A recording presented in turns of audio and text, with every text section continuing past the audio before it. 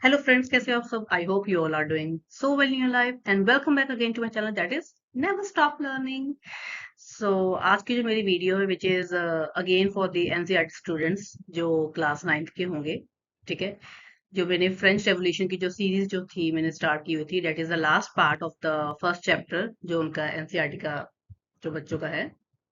तो आज की जो वीडियो है उसमें हम बेसिकली मेन लर्न करेंगे कॉन्स्टिट्यूशन के बारे में। कॉन्स्टिट्यूशन जो बना था 1795 का एंड उसके बाद जो मेन मींस इम्पैक्ट पड़ा था that is the reign of terror, ठीक है। जिसमें जो था एक जो मेन जैकोबिन जो लीडर जो था रॉबर्ट्सविलर, उसकी किस तरह डेथ हो गई थी।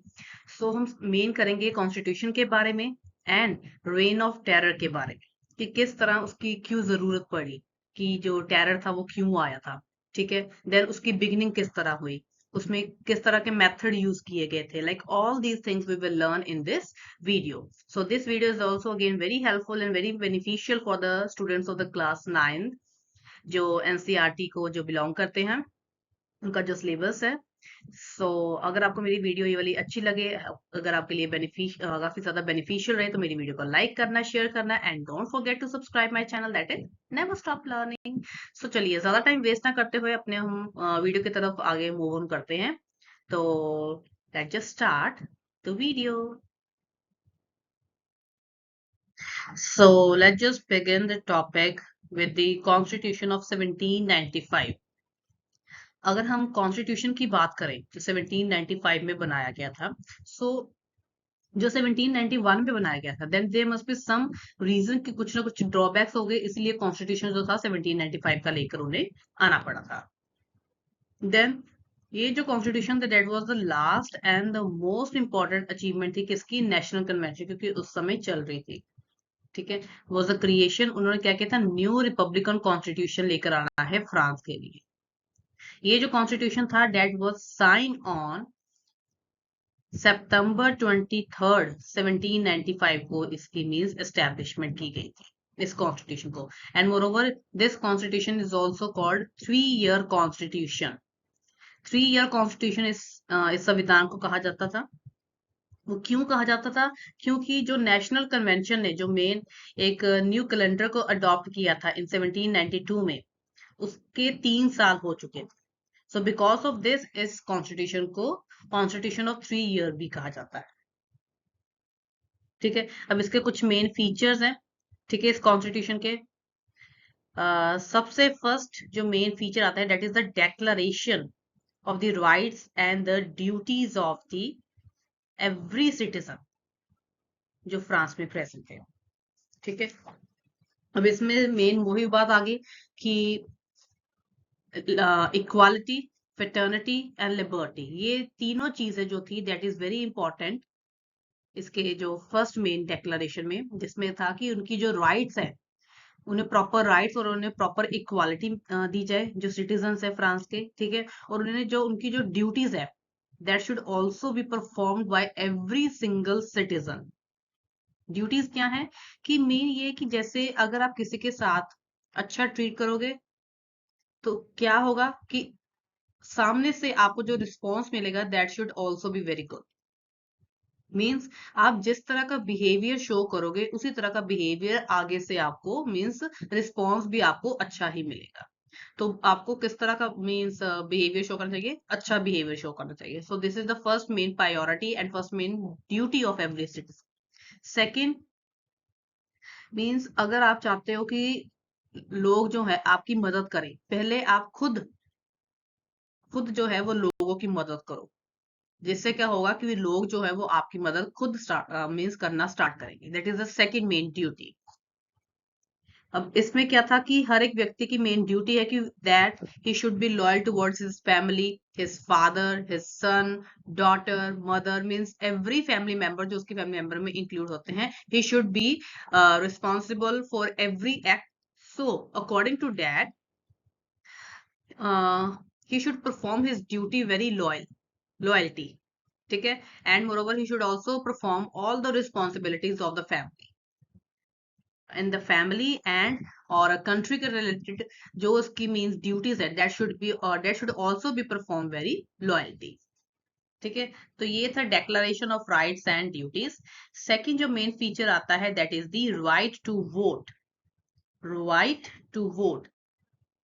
अब इसमें क्या था कि every citizen has a right to vote France में, पर उसकी एक लिमिट थी 21 ईयर्स। मीन्स उसकी एज 21 ईयर्स होनी चाहिए या उसके बाद वो सभी उसके means they had the right to vote. And moreover इसके साथ एक मेन कंडीशन ये थी that they must give some tax और give some money to the government. उन्हीं लोगों को मीन्स राइट था वोट देने का। देन नेक्स्ट जो मेन फीचर आता है that is the legislature. Legislature. अब लेजिस्लेटर में काफी ज्यादा चेंजेस आ गए। अगर हम 1791 के कॉन्स्टिट्यूशन की बात करें उसमें लेजिस्लेटर जो था that is the unicameral means जिसमें सिर्फ एक ही चैम्बर था। ठीक है, अब मेन चेंज क्या आया था क्योंकि उस समय वो डिमांड कर रहे थे 2 चैम्बर्स होने चाहिए, एक यंग का एक ओल्ड का। उस समय किसी ने नहीं सुनी थी, तो 1795 में क्या किया था लेजिस्लेटर के अब 2 मेन चैम्बर्स हो गए, 2 पार्ट्स आप कह सकते हो, जैसे 2 पार्ट्स हो गए।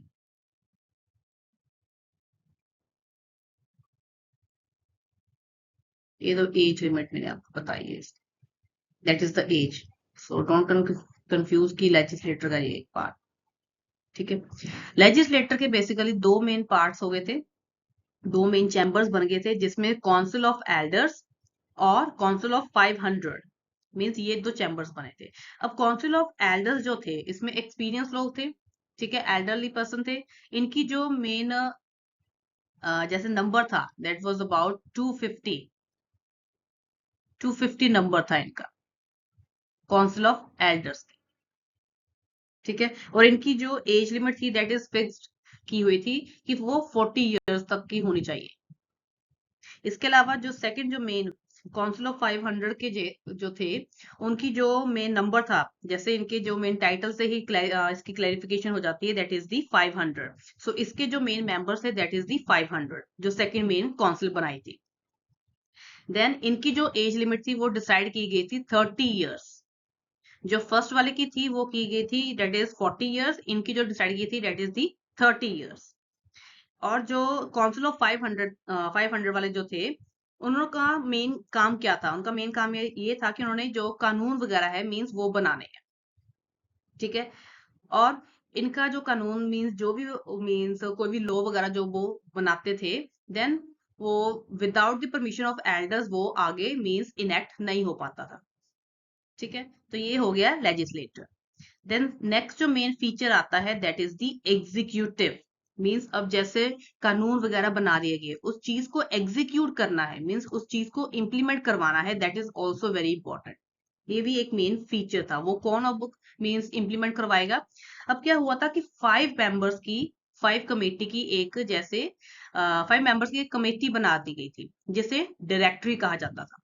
ठीक है, ये जो डायरेक्टरी होती थी मीन्स ये जो भी कानून वगैरह बनाए होते थे उस सारी चीजों को मीन्स सारी कंट्री में इम्प्लीमेंट करवाती थी ये डायरेक्टरी जो थी 5 मेंबर्स की। बस इसका एक मेन ड्रॉबैक ये था कि एवरी ईयर इसका जो भी जो मेन मेंबर जो होता था वो रिटायर होना ही होता था। ये इसका सबसे बड़ा मेन एक ड्रॉबैक था। नेक्स्ट जो इसका मेन फीचर आता है that is the local administration.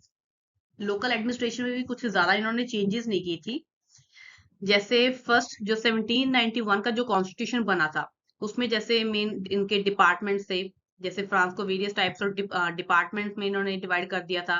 Then आगे कम्यून्स आ गए थे, म्यूनिसिपालिटीज आ गई थी मीन्स सेम जो था इनका जो स्ट्रक्चर था लोकल एडमिनिस्ट्रेशन का वो सेम एज इट इज चल रहा था। बट हाँ, इसमें एक मेन चेंजेस इन्होंने ये की थी कि जो डिपार्टमेंट्स में और जो डिस्ट्रिक्ट में जो मेन असेंबलीज जो मीन्स वो ऑर्गेनाइज करते थे वो खत्म कर दी थी।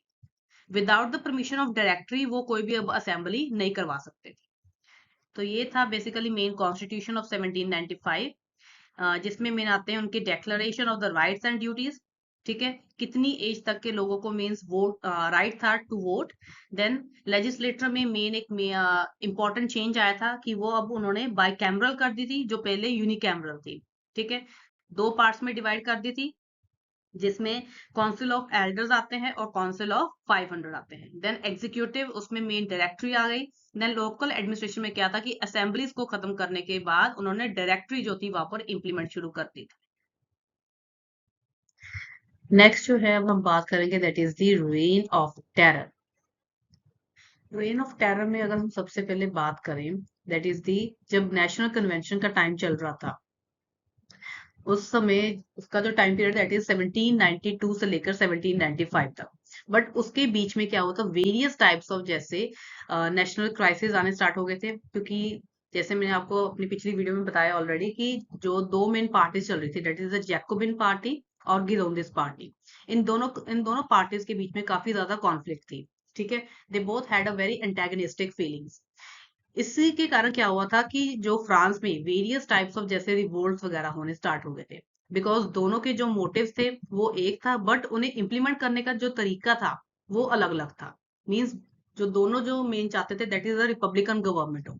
ठीक है, दोनों का मोटिव सेम था, बट उसे इम्प्लीमेंट किस तरह करना है। जो मींस एक पार्टी थी वो चाहती थी कि एक वो कॉन्स्टिट्यूशनल की राही करे। ठीक है, जो सेकंड पार्टी थी वो मेन चाहती थी कि with the help of violence की राही जो है मीन्स जो रिपब्लिकन जो गवर्नमेंट है वो बने। सो इस तरह के मीन्स एटमोस्फेयर के कारण क्या होता कि फ्रांस में वेरियस टाइप्स ऑफ जो रिवोल्ट थे वो काफी ज्यादा मीन्स चल रहे थे। सो जून 1793 से लेकर जुलाई 1794 तक काफी ज्यादा इस तरह की एक्टिविटीज हुई थी फ्रांस में, जिसके कारण क्या हुआ था कि एक टेररिज्म की जो मेन पॉलिसी जो थी मींस वो आनी स्टार्ट हो चुकी थी फ्रांस के अंदर। ठीक है, बट स्टिल अब क्या हुआ था, जो लोगों का जो करेज था, उनके अंदर जो देशभक्ति जो थी, जो बोल्डनेस, जो करेज, जो उनमें करेज जो था, इन सारी के कारण क्या हुआ था, ये सारी की सारी चीजें उन्होंने पर शो की थी। जो उन्होंने कमेटी एक बनाई थी, कमेटी ऑफ पब्लिक सेफ्टी। ठीक है, बट इसके अंदर क्या हुआ था, टेररिज्म इतना ज्यादा फ्रांस के मीन्स अंदर आ चुका था, जिससे क्या हुआ था कि जो फ्रांस की जो इकोनॉमिक पोजीशन जो हो गई थी, जो इकोनॉमिक स्टेटस जो हो गया था मीन्स वो बहुत ही ज्यादा डिग्रेड हो गया था। मीन्स बहुत ही ज्यादा डिक्लाइन होना स्टार्ट हो चुका था। जब कमेटी ऑफ पब्लिक सेफ्टी बनाई थी, ठीक है, देन उसने क्या किया था कि वेरियस टाइप्स ऑफ जैसे रिफॉर्म करने स्टार्ट किए थे फ्रांस के अंदर, ताकि जो इस तरह का जो नेशनल क्राइसिस का जो एटमोस्फेयर है, जो नेशनल क्राइसिस का जो एटमोस्फेयर है मींस वो टोटली का मींस क्या हो जाए, डिक्लाइन हो जाए, मींस एकदम खत्म हो जाए। ये जो कमेटी बनी थी that was under the influence of Jacobin leader. Jacobin leader के एक अंडर थी, वो लीडर कौन था, that is the Robert Spear. ये कहा जाता कि जो फ्रांस जो था, जो हाफ जो एरिया जो फ्रांस का था वो किसके अंडर आता था, रॉबर्ट स्पीयर के अंडर आता था। ठीक है, वो ही जो था मींस फ्रांस को काफी ज्यादा आगे मूव ऑन कर रहा था। इस कमेटी ने क्या किया था, सिर्फ with the help of terrorist tools के राही अपने, उन्होंने सिर्फ पॉलिटिकल फील्ड में ही नहीं इस मीन्स रिफॉर्म्स लेकर आए थे, बल्कि ऑन द कंट्रेरी वो इकोनॉमिकली, रिलीजियस और कल्चरल फील्ड्स में भी काफी ज्यादा जो थे मीन्स वो रिफॉर्म्स लेकर आए थे। कौन लेकर आए थे, that is the committee of public safety. ठीक है, and the Jacobin leaders believe that restoring to terror was inevitable in order to firmly establish a republican government. उनका मेन मोटिव यही था कि हमने रिपब्लिकन गवर्नमेंट लेकर आनी है, but only with the help of violence. तो इसी मीन्स मेन थिंकिंग के कारण क्या हुआ था कि फ्रांस में ज्यादा नेशनल क्राइसिस होने स्टार्ट हो गए थे। Next will do the need for the terrorism, means ऐसी क्या जरूरत होगी कि टेररिज्म को लेकर आना पड़ा। ठीक है, सो बेसिकली फर्स्ट ये था कि that the need for the establishment of the powerful and the terrorist government लेकर आनी पड़ी थी। क्यों लेकर आनी पड़ी थी, because of the national crisis के कारण। ठीक है, 1793 में क्या हुआ था, जो फ्रांस जो था means he was beset by the internal and the external threat. Means काफी ज्यादा देश जो थे वो फ्रांस की तरफ बढ़ रहे थे। ठीक है, and anti French countries and they were gaining victories all around. और जो पेरिस जो था वो खतरे में था, that it was in danger. Means काफी कंट्रीज जो थी वो फ्रांस के ऊपर अटैक कर रही थी। ठीक है, तो जो फ्रांस की जो कंडीशन थी बाय अगर हम बात करें इंटरनली और एक्सटर्नली, दोनों ही जो थी उनकी कंडीशन बहुत ही ज्यादा खराब थी। ठीक है, और जिससे क्या हुआ था, जो पेरिस था वो बहुत ही ज्यादा खतरे में। Paris was in a great danger and retaliations were taking place in different parts of the country by the counter revolutionaries. So इस तरह के क्राइसिस में, तो इस तरह के सिचुएशंस में गवर्नमेंट के पास कोई और रास्ता नहीं बचा। They had no choice but to establish, क्या एस्टेब्लिश किया उन्होंने, रेन ऑफ टेरर। मेन मकसद क्या था, to unite the country man against the rival countries, means जो उनके खिलाफ थी। ठीक है, and to create a fear in the hearts of the anti-republicans. Main motive terrorism लाने का यही था, क्योंकि बाय इंटरनली और एक्सटर्नली जो फ्रांस था वो काफी ज्यादा मींस क्राइसिस से मींस जूझ रहा था, और मोरोवर काफी वेरियस टाइप्स ऑफ कंट्रीज जो थी वो फ्रांस के ऊपर अटैक कर रही थी, and they were also got victorious, वो जीत भी रही थी। जब पेरिस जो था वो खतरे में हो गया था, that at that time government ने ये मीन डिसाइड किया that they had no choice except to establish a reign of terror. ठीक है, इसीलिए उन्होंने क्या किया था, लोगों को इकट्ठा मीन्स यूनाइट करने की कोशिश की। वो क्यों की थी, ताकि वो अपनी कंट्री को बचा सके। अगर लोग इकट्ठे होंगे, जो देश के अंदर जो प्रॉब्लम्स जो क्राइसिस चल रही है वो खत्म हो जाए। ठीक है, so this was the basically main need कि टेररिज्म जो था, वो जो रेन ऑफ टेरर था, जो था वो क्यों आया था फ्रांस में, बिकॉज ऑफ द क्राइसिस जो चल रहे थे बाय इंटरनली, और जो वो एक्सटर्नली जो क्राइसिस जो मेन चल रहे थे, उन सारी क्राइसिस को स्टॉप आउट करने के लिए उन्होंने रेन ऑफ टेरर जो था उसे मींस एस्टेब्लिश किया था, उसकी मेन जरूरत पड़ी। नेक्स्ट जो है अब हम करेंगे, that is the machinery of the terrorism, means उसके अब मेन साधन क्या था टेरर का। ठीक है, सबसे पहले जो उसमें आएगा that is the committee of public safety. Committee of public safety, इसमें क्या था कि ये जो कमेटी थी, ये कमेटी बनाई गई थी अंडर द इन्फ्लुएंस ऑफ इसनाड। इसनाड, इसनाड के इन्फ्लुएंस के अंडर ये जो थी कमेटी ऑफ पब्लिक सेफ्टी जो थी मींस वो बनाई गई थी। ठीक है, जिसमें स्टार्टिंग में इसके 9 मेंबर्स थे, 9 मेंबर्स थे। ठीक है, with the passage of time इसकी जो मींस मेंबर्स थे वो इंक्रीज होकर 12 हो गए थे इसके। ठीक है, पहले 9 मेंबर्स थे, देन इंक्रीज होकर 12 मेंबर्स हो गए थे। देन इसमें जो भी मेंबर्स मींस इलेक्ट किए जाते थे, that is elected through the national convention. Famous इसके मेंबर्स है जैसे लाइक दांते हो गया, रॉबर्ट फेयर हो गया, कार्नट हो गया, सेंट जस्ट हो गया, ब्रेन हो गया, मींस वेरियस टाइप्स ऑफ जो इसके मींस मेंबर्स थे। इनकी जो मेन पावर्स थी, सभी के पास इक्वल पावर थी। जो सारे के सारे जो मेंबर्स थे, दे आर वेल एजुकेटेड। ठीक है, काफी ज्यादा एबल थे और ऑनेस्ट थे। बट इसमें यह था कि इसका कोई मेन हेड नहीं था, मीन्स इस कमेटी का कोई भी एक मेन प्रेसिडेंट नहीं बनाया हुआ था, मीन्स सभी के पास इक्वल राइट्स। बट स्टिल जो रॉबर्ट स्पीयर है, उसने अपनी पर्सनैलिटी को इस तरह शो किया गया था कि सारे जो थे वो उसकी ही बात मानते थे। नो डाउट इसमें कोई प्रेसिडेंट नहीं था, बट स्टिल उसके इन्फ्लुएंस के कारण सारे उसको ही अपना मेन हेड मानते थे। ठीक है, देन इसके बाद जो सेकेंड जो मेन मशीनरी आती है, that is the committee of the journal security. Committee of the journal security, इसमें जो थे टोटल 21 मेंबर्स थे इस कमेटी में। ठीक है, इसका मेन काम क्या होता था कि कंट्री में किस तरह पीस जो है, शांति जो है वो किस तरह फैलाई रखनी है। ठीक है, ये इस कमेटी का मेन काम होता था। देन इसके अलावा थर्ड जो मेन मशीनरी थी, that is the revolutionary tribunals. Revolutionary tribunals, now what is the meaning of यहाँ पर ट्रिब्यूनल्स, यहाँ पर कहा गया है कोर्ट्स को, कोर्ट्स को कहा गया मीन्स रेवोल्यूशनरी कोर्ट्स जो बनाए गए। ठीक है। इसमें बेसिकली क्या होता था कि जो लाइक कोई ओपोजिशन पार्टी के जो लोग हो गए, ठीक है, या कोई जैसे रिवोल्ट वगैरह करते थे, उन पर केसेस चलाए जाते थे। वो सारे के सारे केसेस कहाँ पर सुलझाए जाते थे? Revolutionary court. ठीक है, ज्यादा टाइम नहीं लगता था।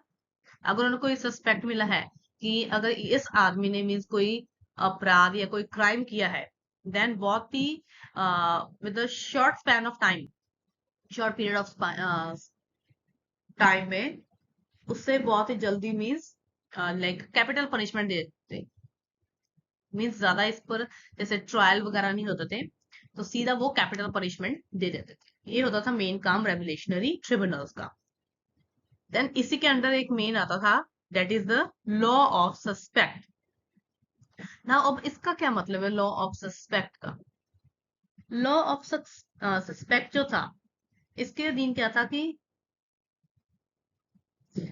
अगर किसी भी आदमी के ऊपर या किसी की भी सिविलियन के ऊपर, जो फ्रांस का सिविलियन था, उसके ऊपर अगर कोई भी सस्पेक्ट आता था कि मीन्स ये कुछ रिवोल्ट करने की सोच रहा है, या किसी के साथ मिलकर रिवोल्ट कर रहा है, या रेवोल्यूशनरी एक्टिविटीज को प्रमोट कर रहा है, लाइक दीज टाइप्स ऑफ जो मीन्स अगर कोई भी उन्हें जैसे हिंट वगैरह मिल जाता था, अगर किसी के ऊपर कुछ भी शक होता था, तो लॉ ऑफ सस्पेक्ट में क्या था कि उसे बिना विदाउट एनी रीजन उसे अरेस्ट कर लिया जाता।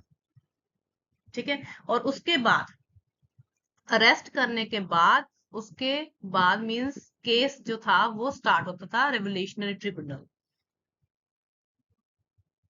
ठीक है, और जो ये वाला कानून जो बना था, जो जैकोबिन लीडर्स जो थे, उन्होंने इस कानून को किसके ऊपर मेन इंप्लीमेंट करवाया था? अपने ओपोजिशन के ऊपर।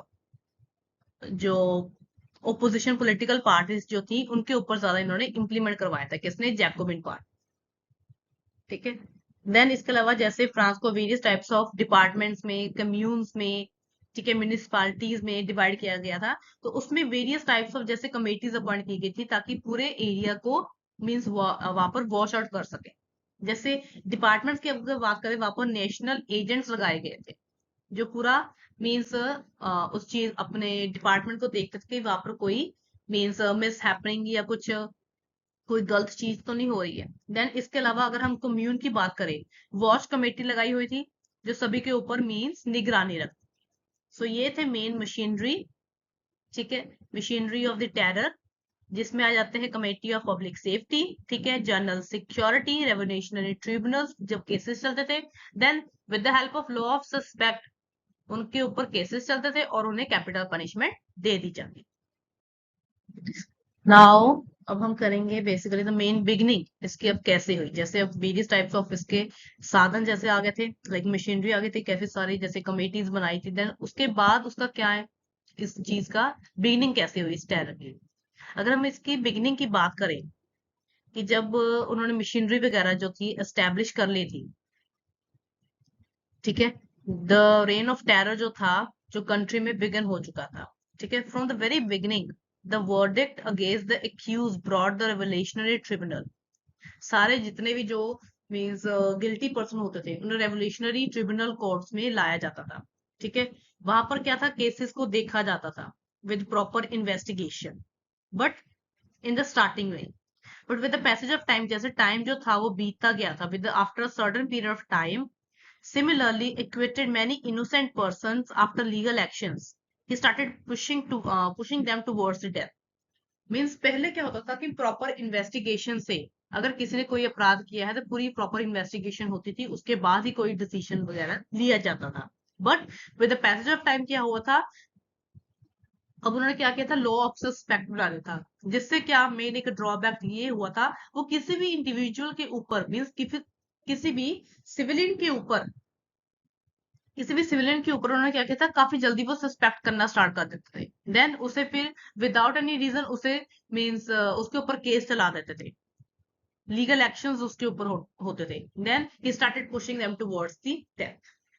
तो जिससे क्या हुआ था, इस प्रॉब्लम को सॉल्व करने की बजाय प्रॉब्लम जो थी और ज्यादा बढ़ गई। The haste, cruelty, and the terror with which this court has acted and made a cruel farce of justice. जिसमें क्या था कि इस कोड के कारण क्या हुआ था, काफी सारे मीन्स इतनी ज्यादा इसमें ब्रुएलिटी मीन्स काफी सारे अट्रोसिटीज करते थे लोगों के ऊपर, कि जो कानून के ऊपर जो कानून बनाया गया था that is just for a riddle, means एक मजाक बनकर रह चुका था। जो इन्होंने रेवोल्यूशनरी ट्रिब्यूनल्स बनाई थी वो क्यों क्या हुआ था इसके कारण, बिकॉज ऑफ दिस, कि वेरियस टाइप्स ऑफ जो इनोसेंट जो लोग थे वो मर रहे थे। वो क्यों मर रहे थे, क्योंकि इन्होंने जो कानून बनाया था that is the law of suspect, उसके कारण ये सारी चीजें जो थी मीन्स वो हो रही थी। अब जैसे मेन बिगिनिंग तो हो चुकी थी टेररिज्म की, ठीक है। काफी सारे जो बेकसूर थे जो मीन्स उनके ऊपर केसेस चलाने शुरू कर दिए थे। देन उस चीज के प्रोमिनेंट विक्टिम्स कौन बने थे, ठीक है। उस टेरर के प्रोमिनेंट विक्टिम मीन्स उनके शिकार कौन बने थे उस टेरर का। तो अगर हम उनके प्रोमिनेंट विक्टिम्स की बात करें, ठीक है, जो ओल्ड अरिस्टोक्रेट्स थे, हाई रैंकिंग प्रीस्ट जो थे, ठीक है, मोनार्क वगैरह हो गए, लीडर्स ऑफ ओपोजिशन पार्टी, ठीक है। क्योंकि उस समय जैसे मैंने आपको बताया कि दो पार्टी मेन चल रही थी, है तो तीन पार्टी थी बट थर्ड पार्टी नाम मात्र ही थी। मेन दो पार्टीज का मेन रोल चलता, Jacobins and the Girondins party, ठीक है। Both had a very antagonistic feeling towards each other. So they were the first victims जो टेरर का शिकार हुए थे फ्रांस में। तो सबसे पहले जो टेररिज्म का जो मेन आया था, मैरी एंटोनिएट जो फ्रांस की क्वीन थी, ठीक है। ये फर्स्ट मीन्स आप एक विक्टिम कह सकते हो कि जो गिलोटिन का शिकार हुई थी। गिलोटिन इज बेसिकली मशीन जो डॉक्टर गिलोटिन ने बनाई थी, ठीक है। तो सबसे पहली जो मीन्स इस चीज का शिकार हुई थी that was a Mary Antoinette जो कि फ्रांस की क्वीन रह चुकी है। उसके ऊपर वही चार्ज लगाए गए थे जो सेम चार्जेस लुइस 14 के सॉरी लुइस 16 के ऊपर थे, जो मोनार्क के ऊपर थे, ठीक है। अपने चार्जेस का उसने बहुत ही अच्छे तरीके से आंसर दिया, but still she was executed on October 16 1793। उसे एग्जीक्यूट कर दिया गया था, मीन्स उसे गिलोटाइन कर दिया गया।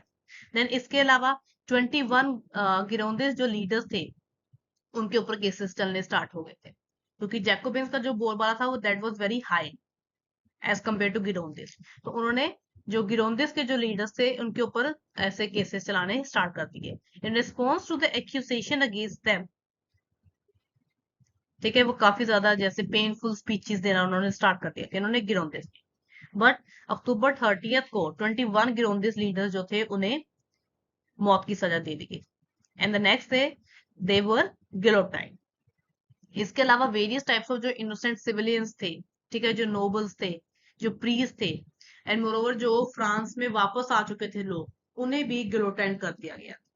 सो ये जो थे काफी सारे लोग जो थे इस रेन ऑफ टेरर का शिकार हो गए थे, ठीक है। देवर बेसिकली द मेन विक्टिम्स आप कह सकते हो जो इस चीज का शिकार हुए थे, जिसमें जो कुलीन्स हो गए, ठीक है, कुलीन हो गए, लाइक नोबल्स हो गए, अरिस्टोक्रेट्स हो गए, प्रीस्ट हो गए, मोनार्क्स हो गए, ठीक है। और जो ओपोजिशन पार्टी के जो लीडर्स थे वो, ये जो सारे के सारे जो थे इस विक्टिम का शिकार हुए थे। सबसे पहले कौन शिकार हुआ था, मैरी एंटोनिएट थे। देन इसके बाद जैकोबिन के जो 21 लीडर्स जो थे वो इसका शिकार हुए। इन सभी को क्या किया था, गिलोटाइन किया था, मीन्स इन सभी को एग्जीक्यूट किया गया। देन प्रोमिनेंट विक्टिम्स के बाद अब वेरियस टाइप्स ऑफ सिटीज के ऊपर भी जो था वो टेरर आना शुरू हो गया था, जिसमें हम बेसिकली मेन करेंगे terror in the provincial cities. तो वेरियस टाइप्स ऑफ सिटीज जो थी मीन्स वो भी बच नहीं पाई थी, ठीक है। उनके ऊपर भी काफी ज्यादा मीन्स जैसे शिकार उस चीज का हो चुके थे। तो कौन कौन सी सिटीज आती हैं, जैसे लाइनस हो गया, रूडॉक्स हो गया, मर्सेलीज हो गया, ठीक है, और टूलोन। ये जो सिटीज थी, ठीक है, इनके ऊपर काफी ज्यादा मीन्स जैसे सीरियस अपराइजिंग एंड टेरर जो था काफी ज्यादा हो रहे थे इन सिटीज के ऊपर। ये जो एरिया थे ये एक मीन्स आर्मी को हैंड ओवर कर दिए गए थे, एंड उस आर्मी ने क्या किया था, काफी ज्यादा लोगों के ऊपर अट्रोसिटीज की थी, काफी ज्यादा जुल्म किए थे, वो press the people very badly, ठीक है। Then 3000 men were perished at Lyons, ठीक है। मीन्स अबाउट 3000 जो लोग जो थे लीनस में बेसिकली इस चीज का मीन्स शिकार बने थे। उसके बाद एट नातेस जो कि एक फेमस प्रोविंशियल जगह है लावेदी की, नातेस जो है, ठीक है, यहाँ पर एक ऑफिशियल था कन्वेंशन का कैरियर जिसने कम से कम 15,000 मैन को मीन्स काफी ज्यादा आदमी जो थे मार दिए गए थे in just 4 months, 15,000। And by the end of 1793 internal revolt जो थे against the revolution in all the towns were completely crushed. एकदम से उन्होंने क्या किया था, इस चीज को खत्म कर दिया था। इस टेरर का क्या हुआ था कि सिर्फ लोग ही विक्टिम नहीं बन रहे थे बल्कि शहर के शहर जो थे इसकी चपेट में आ रहे थे, जिसमें लाइनस हो गया, ब्रूरक्स हो गया, मर्सेलीज हो गया, च्यूनन हो गया, वेरियस टाइप्स ऑफ जो सिटीज जो थी इसका शिकार बनी थी। ठीक है, जैसे जो फेमस सिटी है लावेदी, उसका एक जो मेन एरिया है नातेज, उसमें कन्वेंशन का एक ऑफिसर था कैरियर जिसने 4 मंथ में ही कम से कम 15,000 लोगों को मरवा दिया था। And by the end of 1793 इसमें क्या हुआ था कि जो इंटरनल रिवोल्ट जो थे उसने कंप्लीटली क्रश करवा दिए थे। तो इस टेरर का बहुत ही बुरा जो था इन्फ्लुएंस जो था वो फ्रांस के ऊपर पड़ा। नेक्स्ट जो है अब हम करेंगे that is the division among the Jacobins and the climax of the terror. अब क्या होता है, जैसे वेरियस टाइप्स ऑफ रिवोल्ट होने स्टार्ट हुए थे इन डिफरेंट डिफरेंट सिटीज जो थी फ्रांस की, जैसे मैं आपको ऑलरेडी बता चुकी हूँ। देन काफी सारे लोगों को मीन्स क्रूसिफाई कर दिया गया था। मीन्स जैसे जो नेशनल कन्वेंशन का एक आदमी था, जैसे कैरियर में ऑलरेडी आपको बताया पीछे, कि उसने 4 महीने में 15,000 लोगों को क्रूसिफाई करवा दिया, मीन्स उन्हें डेथ पनिशमेंट मिल गई। अब क्या हुआ था, जैक इन सारे के कारण मीन्स इस तरह का एटमॉस्फेयर होने के कारण जो फ्रांस का जो मीन्स एटमॉस्फेयर था वो टोटली एकदम खराब हो चुका था। देन अब क्या हुआ था कि काफी सारी डेथ होने के बाद मोनार्क की या पॉलिटिकल ओपोनेंट्स की, then there was a terrible division among the Jacobin leaders. Jacobin leaders के बीच में, ये नहीं कि जैकोबिन और गिरोंगे के रंग नहीं, जैकोबिन के बीच में जो लीडर्स थे उनकी आपस में डिवीजन हो गई and they were making plans कि कैसे एक दूसरे को मींस अपने रास्ते से हटाया जाए। They started making plans how to wipe out the others. ठीक है, अब दांते जो था, दांते और उसके जो सपोर्टर्स जो थे वो ये चाहते थे कि अब ब्लड शेड जो खून खराबा है मींस वो काफी ज्यादा हो चुका है, अब इसे खत्म कर देना चाहिए और रेन ऑफ टेरर जो है, जो टेररिज्म है उसे खत्म कर देना चाहिए। Means that was the views of दांते, जिसे हम दांतनिस्ट भी कहते हैं। ठीक है, इसमें क्या था, that they were the fed up with the bloodshed and they wanted to end the reign of terror. But उन्हीं की एक पार्टी का जो मींस एक लीडर था, हेब्रट, हेब्रट वो क्या चाहता था अपने कुलीग के साथ, that they were in the favour of continuing the terror, because उन्हें क्या लगता था, that the revolution was not completed yet. So different different views आ गए दांते और हेब्रट के। दांते क्या चाहता था कि टेररिज्म जो है दैट शुड बी एंड, ठीक है, बट ऑन द कंट्री जो हेब्रट जो था वो अपने कोलीग्स के साथ क्या चाहता था, that it should not be ended because the revolution was not completed yet. But उनसे ऊपर भी एक था रॉबर्ट स्पीयर, वो इन दोनों को ही खत्म करना चाहता था because he wanted to establish his own supremacy. ठीक है, he wanted to establish his supremacy by eliminating these two leaders, क्योंकि दांते और हेब्रट का काफी ज्यादा दबदबा था फ्रांस के ऊपर। तो सबसे पहले इसने क्या किया था रॉबर्ट स्पीयर ने, firstly he had Obred and his companions sacrificed to the guillotine, and then Dante and his friends. तो इसने क्या किया था कि 28 मार्च को उन्हें क्रूसिफाई करवा दिया था, दांते को, और सॉरी पहले करवाया था इसने हेब्रट को। ठीक है, देन 6 अप्रैल को इसने दांते को भी फांसी की सजा दे दी थी। नाउ अब वो अकेला बचा था, दांते भी चला गया था, हेबर्ट भी चला गया था, अब कौन बचा था? रॉबर्ट्सफियर। अब सारी की सारी जो पावर जो थी, जो टेररिज्म का जो सारा एटमॉस्फेयर चल रहा था, वो किसके हाथ में आ गया था? रॉबर्ट्सफियर के हाथ में आ गया था। After wiping out the liberal and anarchists, Robespierre now became all powerful, and under his influence the reign of terror reached its peak level. और जो prisons थे पेरिस में, they were filled anti government people, means काफी सारे लोगों को ये jail में बंद करवाया जा रहा था। और इससे वेरियस टाइप्स ऑफ जो केसेस जो थे, लोगों के ऊपर बेफालतू के केसेस जो थे, with the help of law of suspect, इसने वो काफी ज्यादा मीन्स चलवाने शुरू कर दिए। और रेवोल्यूशनरी जो ट्रिब्यूनल्स थी, जो रेवोल्यूशनरी जो कोर्ट्स बने हुए थे, उसमें क्या हुआ था कि विदाउट एनी इन्वेस्टिगेशन लोगों को एग्जीक्यूट किया जा रहा था। एवरी डे क्या होता था, ये जो कोर्ट थी, इसने लिस्ट जो थी वो इशू की हुई थी। ठीक है, कौन सी list? That who were to be hanged the following day, अगले दिन किसको मींस एग्जीक्यूट किया जाएगा। Paris saw a terrible terror from 10th June to 17th July, in which, जिसमें क्या था कि 1376 पीपल जो थे that were executed, that were crucified. ये जो था रॉबर्ट्सफियर के टाइम पर आया था। तो इस तरह की डिवीजन हुई थी जैकोबिन पार्टी में, जिसमें सबसे पहले दांते और हेबर्ट था। ठीक है, इन दोनों को खत्म करवाकर रॉबर्ट्सफियर जो था वो अब मेन हेड बन चुका था। तो उसने मींस क्या क्या टेरर जो था और ज्यादा इंक्रीज किया था, लोगों को किस तरह क्रूसिफाई करता था। ठीक है, रेवोल्यूशनरी कोर्ट्स के जो केसेस थे, इसने काफी तेजी से इसका काम करना जो था वो स्टार्ट कर दिया था। नाउ अब हम करेंगे कि रॉबर्ट्सफियर जो था उसकी डेथ कैसे हुई थी, एंड रेन ऑफ टेरर का जो एंड था वो कैसे हुआ था।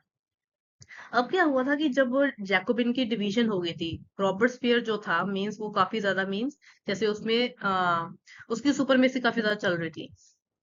उसने काफी सारे लोगों को मींस गिलोटिन करवाया था, क्रूसिफाई करवाया था, जिसके कारण क्या हुआ था कि अब जो लोग जो थे वो काफी ज्यादा भड़क गए थे उसके खिलाफ। ठीक है, and now by the middle of 1794 French forces जो थी, they were also getting victorious. European nation से काफी ज्यादा वो जीत रही थी, जिसके कारण क्या होता कि जो सारी की सारी शक्ति जो थी कन्वेंशन की, उस चीज को एक्सेप्ट कर लिया था अब एंटायर नेशन ने, क्योंकि रॉबर्ट्सफियर जो था वो काफी ज्यादा मींस अब अपनी पावर का मिसयूज कर रहा था। Robespierre, a follower of terror, was now looked upon with contempt.